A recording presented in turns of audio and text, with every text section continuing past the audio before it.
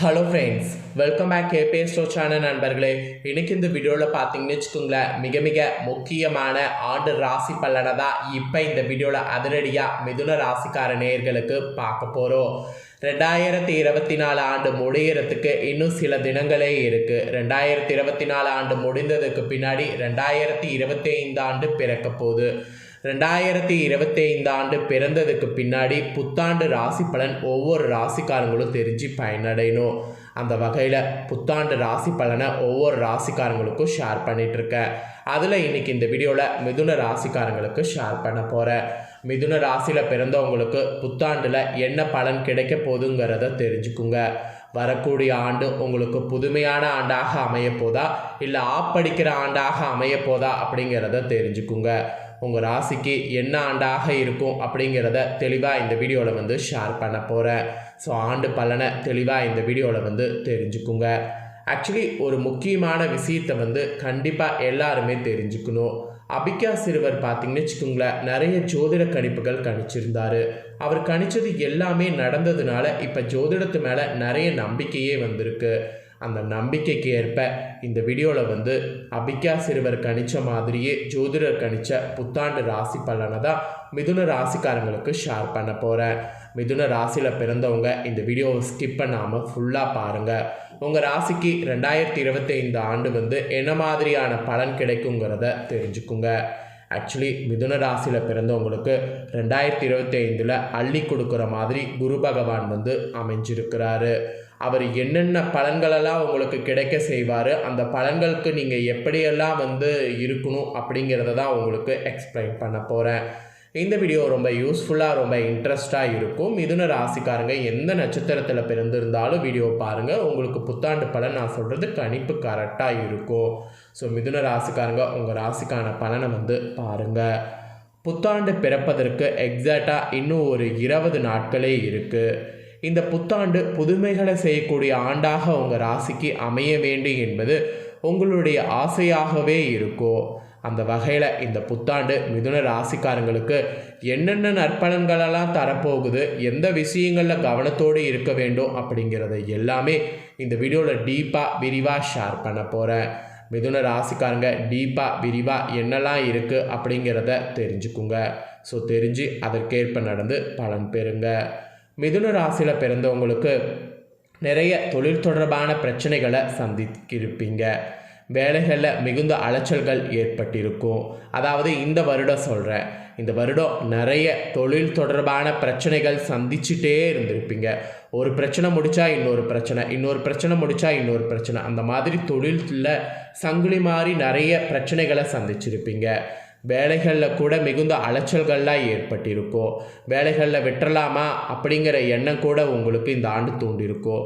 இப்படியெல்லாம் இருந்த உங்கள் எண்ணத்தில் வரப்போகக்கூடிய 2025 ஆண்டில் தொழில் ஸ்தானத்தில் அசாதாரண வெற்றி கொடுக்குற மாதிரி கிரகங்கள் உங்களுக்கு அமைஞ்சிருக்கு. அப்போ தொழிலில் இருந்த எப்பேற்பட்ட பிரச்சனைகளும் உங்களுக்கு புதிய ஆண்டில் சரியாக போகுது. மிதுன ராசிக்காரங்களுக்கு புதிய ஆண்டில் நிலையான வேலை கூட அமையும். வேலையில் இருந்த ப்ராப்ளமும் சரியாகி வேலை உங்களுக்கு சீரும் சிறப்புமாக இருக்கும். அடுத்த 2 ஆண்டுகளுக்கு உங்களை யாராலும் அடிச்சுக்கவே முடியாது. 2025 2026 இந்த 2 ஆண்டுமே உங்களுக்கு சூப்பர் டக்கராக இருக்க போகுது. அதாவது டாப்பில் இருக்க போகிறீங்க.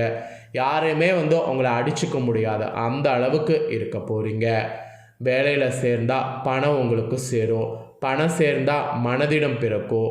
இந்த மாதிரி எல்லாமே உங்களுக்கு பாசிட்டிவாக நடக்க ஆரம்பிக்கும். சம்பாதிக்கக்கூடிய பணத்தை சேமித்து வைக்கிறதுக்கு முயற்சி பண்ணுங்கள். FD SSP அந்த மாதிரிலாம் சேமித்து வைத்து கொள்ளுங்கள். அது உங்களுக்கு ஃப்யூச்சரில் இன்னும் நிறைய உதவியாக இருக்கும்.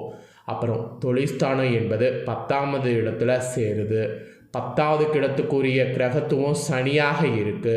அதனால் அந்த சனி கர்மாவுக்கான காரமாக உங்களுக்கு செயல்பட போகிறாரு. அந்த சனி விரயஸ்தானத்தில் 12 இடத்துல அமர்றதுனால கொஞ்சம் விரய செலவு ஏற்படும் தொழிலில். அதுக்காக தொழிலில் உங்களுக்கு கஷ்டலாம் வரும்னு கிடையாது. தொழிலில் நல்ல லாபங்கள் கிடைக்கும். அதுக்கப்புறம் உங்களுடைய ராசி லக்கணத்தில் இருந்து பார்க்கும்போது தொழிலில் மிகப்பெரிய வெற்றியை சனி கொடுப்பாரு. சிறிய கடை வைத்திருந்தால் கூட அதனுடைய கிளைகளை விரிவுபடுத்த உங்களுக்கு எண்ணம் தோன்றும். விரிவுபடுத்துவதற்கு உங்கள் கையில் பணமும் வந்து சேரும். அனைத்து தொழில்களையுமே விரிவுபடுத்த வேண்டும் என்ற எண்ணம் இருந்ததுன்னா கண்டிப்பாக அந்த எண்ணத்துக்கேற்ப உங்களால் ஜெயிக்க முடியும். உங்களுக்கு நிச்சயமாக எல்லா எண்ணங்களுமே புதிய ஆண்டில் கை கொடுக்கும். மிதுன ராசிக்காரங்க நீங்கள் தைரியமாக லோன் வாங்கி கூட தொழிலை விரிவுபடுத்தலாம். கண்டிப்பாக நல்ல ஏற்றத்தை கொடுக்கும். அதாவது நல்ல ஒரு முன்னேற்றம் கிடைக்கும். ஸோ லோன் வாங்குகிறோம் பயந்துக்கிட்டே வாங்கணும் அப்படிங்கிறதெல்லாம் யோசிக்காதீங்க. லோன் வாங்குங்க. வாங்கின லோனை அடுத்த வருடமே நீங்கள் கட்டிடுவீங்க. அதாவது இந்த வருடம் 2025 லோன் வாங்குறீங்கன்னா முடிகிறதுக்குள்ளே லோனை கட்டிடுவீங்க. அந்த மாதிரி பாசிட்டிவாக தான் உங்களுக்கு புதிய ஆண்டு அமையும். அப்புறம் உங்கள் மாமியாருடைய உடல்நலனில் கவனமாக இருக்க வேண்டும். ஏன்னா தர்ம திரிகோணத்தில் 9ஆம் இடம் பாகிஸ்தானத்தில் ராகு அமர்றாங்க. அதனால் கொஞ்சம் நீங்கள் அவங்க உடல் ஆரோக்கியத்தில் பாதுகாப்பாக பார்த்துக்கணுன்னு சொல்லப்படுது. அப்புறம் உங்கள் அப்பாவுடைய பார்ட்னர் அல்லது தந்தையின் உடல்நலனில் கவனம் செலுத்த வேண்டும். அப்படி கவனம் செலுத்துறது உங்களுக்கு பண ரீதியாக யூஸ்ஃபுல்லாக இருக்கும். மிதுன ராசிக்காரங்க நிச்சயமாக இந்த புதிய ஆண்டில் 6 மாதத்துக்குள்ளே துபாய், அரபு நாடுகள் அல்லது மலேசியாவுக்கு வேலைக்காக செல்லக்கூடிய வாய்ப்பு ஏற்படும். ஸோ இந்த மாதிரி வாய்ப்பு ஏற்படும் போது அந்த வாய்ப்பை பயன்படுத்தி கண்டிப்பாக போங்க. அப்படிலாம் போகும்போது தான் உங்களுடைய வாழ்க்கையில் அடுத்த ஒரு கட்டத்துக்கு போக முடியும். குண்டு சட்டியிலே குதிரை ஓட்டிகிட்டு இருக்கணும் அப்படின்னு நினச்சிங்கன்னா ஒரு முன்னேற்றமும் இருக்காது. நல்லா உலகத்தை எக்ஸ்ப்ளோர் பண்ணுங்கள். கிடைக்கக்கூடிய சான்ஸை யூஸ் பண்ணுங்கள். ஆண்டு உங்களுக்கு சாதகமாக அமையும் போது ஏன் அதை மிஸ் பண்ணுறீங்க? மிதுன ராசிக்காரங்க எல்லா சான்ஸையும் மிஸ் பண்ணாமல் நல்லா பயன்படுத்திக்குங்க. அப்புறம் குருவுடைய பார்வை 5ஆவது இடத்துல துலாமின் மீது விழுது. இதனால் ஆண் குழந்தை பிறப்பதற்கு உங்களுக்கு வாய்ப்பு இருக்குது. மிதுன ராசிக்காரங்க குழந்தைக்கு ட்ரை பண்ணுறவங்க, அதுவும் ஆண் குழந்தைக்கு ட்ரை பண்ணுறவங்க இந்த புதிய ஆண்டில் ட்ரை பண்ணுங்கள். ஆண் குழந்தை பிறப்பதற்கு வாய்ப்பு அதிகம் இருக்குது. நீண்ட நாட்களாக குழந்தை வரத்துக்காக காத்திருக்கிறவங்களுக்கு கூட நீங்கள் இப்போ ட்ரை பண்ணிங்கன்னா நற்செய்திகள் சேரும். திருமணம் நடக்கணும்னு நினச்சிங்கன்னா திருமண வரன் கைகூடி வரும். வீட்டில் அனைத்து சுபகாரியங்களும் தொடர்ந்து உங்களுக்கு வேகமாக நடக்கும். எதிர்பாராத சங்கடங்கள்லேருந்து எல்லாமே வெளியே நல்லா மகிழ்ச்சியாக இருக்கிற மாதிரி சூழ்நிலை புதிய ஆண்டில் உங்களுக்கு அமையும். அப்புறம் இவ்வளவு நாள் செய்த தவறுக்கு என்ன காரணம் என்று தெரியாமல் இருந்தவர்களுக்கு இனி அதற்கான காரணங்கள் தெரிய வரும். 9 பாவங்களில் ராகு கேது உட்காரும்போது மதிநுட்பமானது அதிகரிக்கும். அதனால் தவறு நேரக்கூடிய இடங்களை ஈஸியாக உங்களால் கண்டறிந்து முடிந்து அதை திருத்திக்க முடியும்.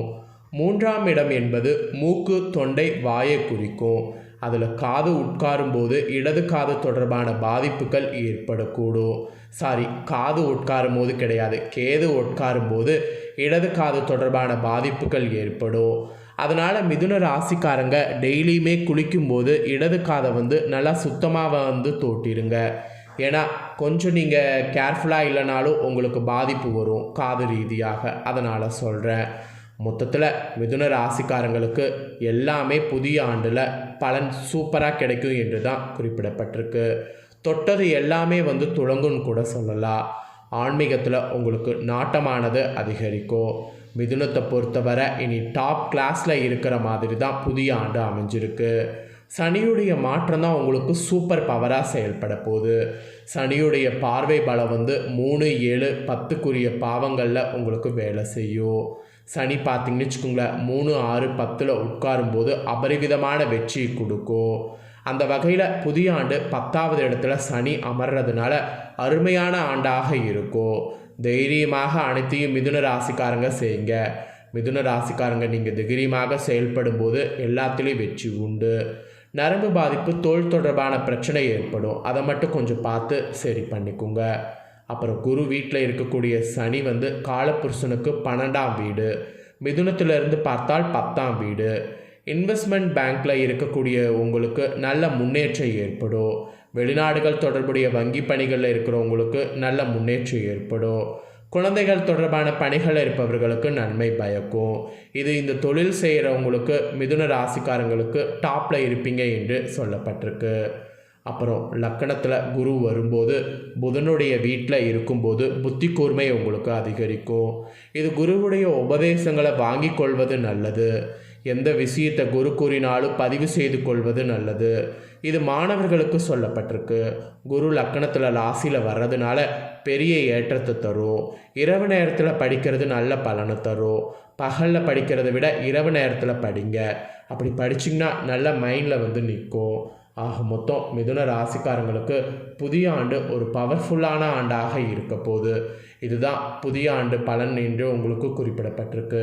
இந்த புத்தாண்டு பலனை மிதுன ராசிக்காரங்க நீங்கள் ஃபுல்லாக பார்த்து தெரிஞ்சு பயனடைஞ்சது போல் உங்கள் ஃப்ரெண்ட்ஸ் ஃபேமிலி இருக்கவங்களும் பார்க்கணுன்னு நினச்சிங்கன்னா வீடியோ ஷேர் பண்ணுங்கள். மேலும் வேறொரு வீடியோவில் வந்து உங்களை மீண்டும் வந்து சந்திக்கிறேன். தேங்க்யூ.